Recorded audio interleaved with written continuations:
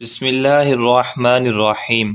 ناظرین، حضرت امام بدرالدین عینی رحمۃ اللہ علیہ نے عمدۃ القاری شرح بخاری میں یہ لکھا ہے کہ جس وقت حضرت محمد صلی اللہ علیہ وآلہ وسلم ہجرت کر کے مدینہ شریف پہنچے تو مدینہ شریف کا ہر ایک شخص آپ کی میزبانی کے لیے تڑپ رہا تھا اور ہر ایک چاہتا تھا کہ محبوب میرے گھر میں تشریف فرما ہو۔ فیصلہ یہ ہوا کہ اونٹنی جس گھر کے سامنے بیٹھ جائے گی رسول اللہ صلی اللہ علیہ وآلہ وسلم اسی کے مہمان قرار پائیں گے۔ تو اونٹنی حضرت ابو ایوب انصاری رضی اللہ تعالیٰ عنہ کے گھر کے سامنے بیٹھ گئی۔ ایک شخص جن کا نام جبار تھا، انہوں نے اپنی محبت کا اظہار کرتے ہوئے اونٹنی کو پاؤں کی ٹھوکر سے اٹھانا چاہا تو حضرت ابو ایوب انصاری رضی اللہ تعالیٰ عنہ نے انہیں دیکھ کر کہا، اگر درمیان میں اسلام رکاوٹ نہ بنتا تو تمہاری اس حرکت پر میں تمہارا سر تن سے جدا کر دیتا۔ کیا تم میرے گھر کے سامنے سے اس اونٹنی کو اٹھانا چاہتے ہو اور اپنی طرف لے جانا چاہتے ہو؟ اس پر بحث کرتے ہوئے کہ اونٹنی وہاں کیوں بیٹھی، اور بھی بڑے مکانات تھے۔ امام بدرالدین عینی رحمۃ اللہ علیہ نے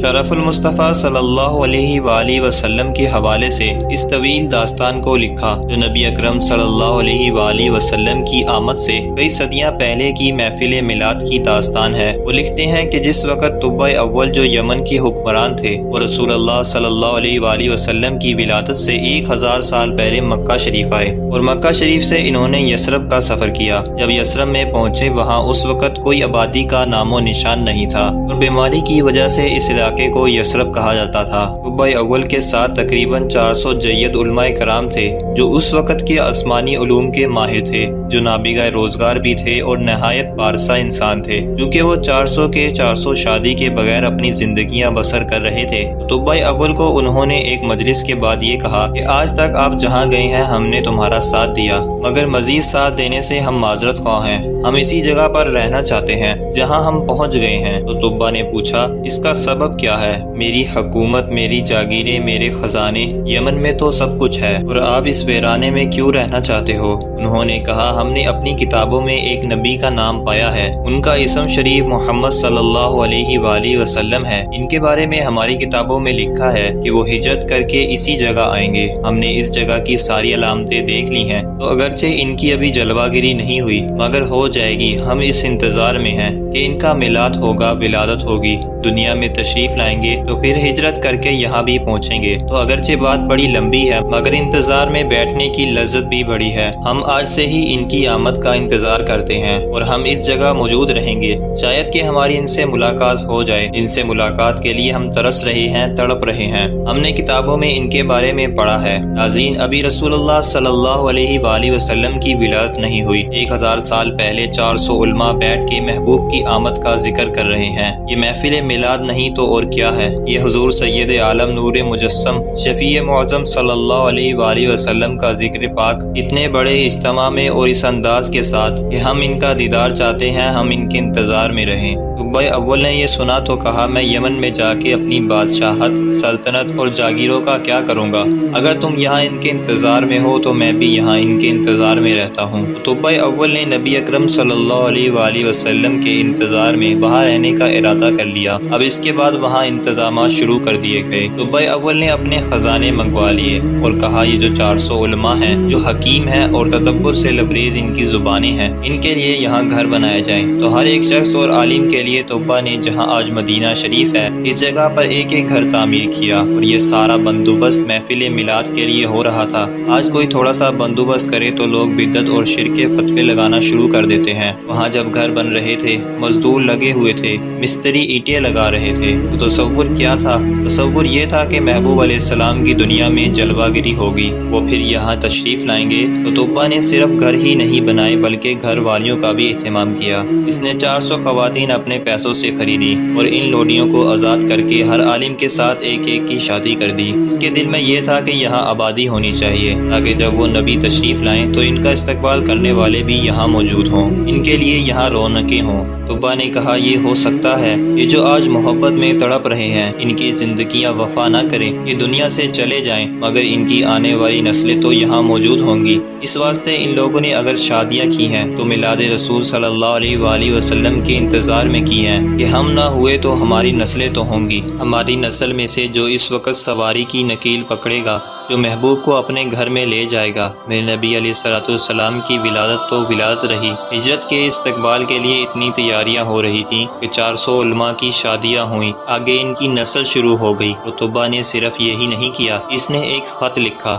جس میں اس نے لکھا، ہو سکتا ہے کہ میں فوت ہو جاؤں تو میرا خط میری گواہی دے گا۔ اس خط کے اندر جو اشعار تھے ان میں سے ایک شعر امام عینی نے اپنی کتاب عمدۃ القاری شرح بخاری میں یہ لکھا ہے۔ اس شعر کا ترجمہ ہے، میں یہ گواہی دیتا ہوں کہ حضرت محمد صلی اللہ علیہ وآلہ وسلم اللہ کے رسول ہیں۔ خط لکھنے کے بعد ان 400 علماء میں سے جو سب سے بڑے عالم تھے، جو سردار تھے، وہ خط ان کو دے دیا، اور خط دینے کے بعد صرف یہی نہیں کیا، خط پر مہر بھی لگائی، مگر یہ مہر منفرد قسم کی تھی، سونا پگھلا کے سونے سے مہر لگائی تاکہ لوگوں کو پتہ چل جائے کہ ان کی یاد میں جو خرچ کرتا ہے اس کو اسراف نہیں کہا جائے گا، اس کو فضول خرچی نہیں کہا جائے گا۔ مہر تو سیاہی سے بھی لگائی جا سکتی تھی، مگر سونے کی مہر لگا کر میلاد منانے والوں کے نام یہ پیغام بھیج دیا کہ جب ولادت ہو جائے گی اس وقت ایمان لانے والے اگرچہ بڑی محبت کا اظہار کریں گے، مگر ولادت سے پہلے والے لوگوں کو بھی مت بھولنا۔ محبوب کے نام پر سونے کی مہریں لگا کر اپنی محبتوں کا اظہار کیا ہے،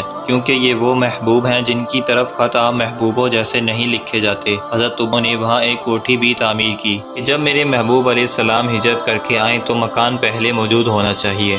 دوسری احادیث میں ذکر ہے کہ وہ مکان 2 منزلہ تھا، حالانکہ اس وقت عرب کے رواج میں ابھی ولادت سے 1000 سال پہلے بمشکل کسی کو کٹھیا نصیب ہوتی تھی یا 1 منزلہ مکان ہوتا تھا، لیکن اس بادشاہ نے جو ہمارے نبی علیہ السلام کے لیے مکان تیار کیا وہ 2 منزلہ مکان تھا، اور وہ مکان آگے پشت در پشت منتقل ہوتا چلا گیا، اور جب نبی علیہ الصلوۃ والسلام ہجرت کر کے مدینہ شریف پہنچے اس وقت وہ مکان حضرت ابو ایوب انصاری رضی اللہ تعالیٰ عنہ کے پاس موجود تھا۔ تو پتہ چلا اونٹنی بلا وجہ نہیں بیٹھی تھی، اونٹنی کے پیچھے پورا فلسفہ ہے، اور امام عینی کا یہ جملہ آج کے لوگوں کو دعوت فکر دے رہا ہے جو میرے نبی علیہ السلام کے علم کو ناپنے تولنے کی کوشش کرتے ہیں۔ وہ محبوب کی اونٹنی کے علم کو تو دیکھ لیں، تو سرکار نے لوگوں کا دل بھی رکھا کہ میں خود فیصلہ نہیں کرتا، لیکن جس نے 1000 سال پہلے محبت کا اظہار کیا تھا یقیناً وہ زیادہ مستحق ہے کہ میں اس کے مکان میں آج اپنے آپ کو لے جاؤں۔ سارے تڑپ رہے تھے کہ محبوب کی اونٹنی ہمارے گھر کے سامنے بیٹھ جائے، مگر اونٹنی وہاں بیٹھی جہاں اس کو بٹھانے والے نے بٹھا دیا تھا۔ سید عالم نور مجسم شفیع معظم صلی اللہ علیہ وآلہ وسلم کی آمد کے لیے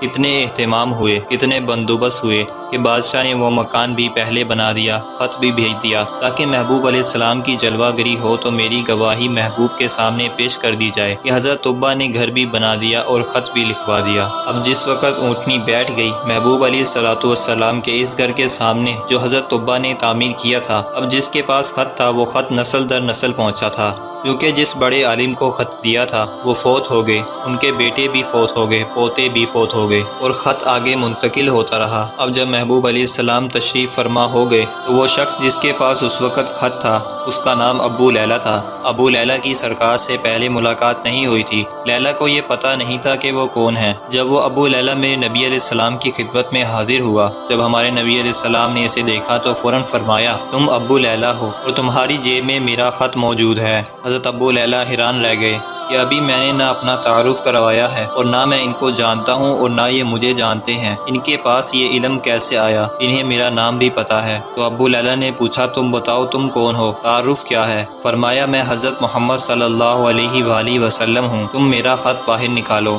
تو خط جب پیش کیا گیا تو اس میں وہی شعر لکھا ہوا ہے، اور ایک شعر نہیں پورا قصیدہ لکھا ہوا ہے۔ حضرت طبہ نے اپنی محبتوں کا اظہار کیا ہے کہ محبوب تمہارے انتظار میں میری روح نکل رہی ہے، میں دنیا سے جا رہا ہوں، مگر قیامت کے دن میری لاج رکھ لینا، مجھے کافروں میں شمار نہ کرنا، میں دل پگھلا کے تم سے محبت کا اظہار کر رہا ہوں۔ سرکار دو عالم صلی اللہ علیہ وآلہ وسلم کو جب وہ خط پیش کیا گیا فرمایا، اے طبہ میں تیرے خط کو خوش آمدید کہتا ہوں۔ مرحبا کہہ کر 3 مرتبہ میرے نبی علیہ السلام نے اس خط کو پکڑا اور خوش آمدید اور مرحبا کہا اور اپنے صحابہ پر بعد میں واضح کر دیا۔ فرمایا، کوئی بندہ طبہ کو گالی مت دے، اس واسطے کہ اس نے مجھ پر ایمان لانے کا اعلان کیا تھا، اس نے میری آمد سے 1000 سال پہلے میرا میلاد منایا، طبہ نے اس چیز کو واضح کر دیا، اس بنیاد پر کہ حضرت محمد صلی اللہ علیہ وآلہ وسلم باخبر ہیں کہ کون میری محبت میں کھل کے پھول بنا ہے اور کون ہے جو جل کر راکھ ہو چکا ہے، کون میری آمد پر خوش ہے اور کون اپنے گھروں کو سجا کے بیٹھا ہے اور کس کے ہاں صف ماتم ہے۔